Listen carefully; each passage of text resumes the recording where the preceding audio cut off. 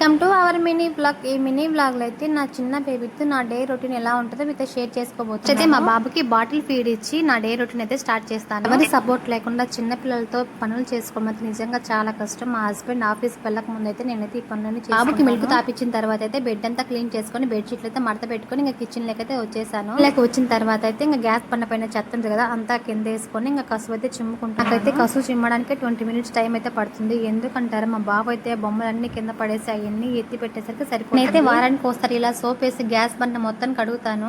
నిజానికి ఇలా gas stove ఇలా నీళ్లు పోసి అయితే కడగకూడదంట మా బావ అయితే చెప్తాడు. ఎందుకంటే మంట సరిగ్గా రాదు, ఆ హోల్స్ అన్ని బూడిపోతాయంట. అయినా కూడా నాకు నీళ్లు పోసి కడగకపోతే కడిగినట్టే అనిపించదు. అందుకని నీళ్లు పోసి అయితే బాగా ఇలా ఎంతమంది ఇలా నాలాగా నీళ్లతో గ్యాస్ స్టవ్ ని క్లీన్ చేసుకుంటారో కామెంట్ చేయండి. ఇలా నీళ్లు పోసి కడగడం వల్ల గ్యాస్ స్టవ్ చూడండి ఎంత క్లీన్ గా అనిపిస్తుందో.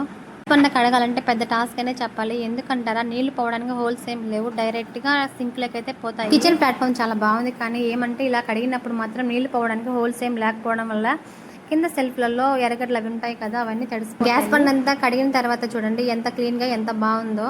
చూడడానికి చాలా బాగుంది. నాకైతే ఇలా క్లీన్ చేసుకోకపోతే వంట కూడా సరిగ్గా చేయబుద్ధి కాదు. అందుకని వీక్లీ వన్స్ అయితే ఇలా క్లీన్ చేసుకుంటాను. ఎక్కడ సర్ది పెట్టేసి మా బాబుకి అయితే లేట్ అయిపోతుందని చెప్పి టిఫిన్ తినిపిద్దామంటే వెళ్ళాను. మా బాబు అయితే నేను తినిపిస్తాను వేరే పని చేసుకో అని చెప్పాడు.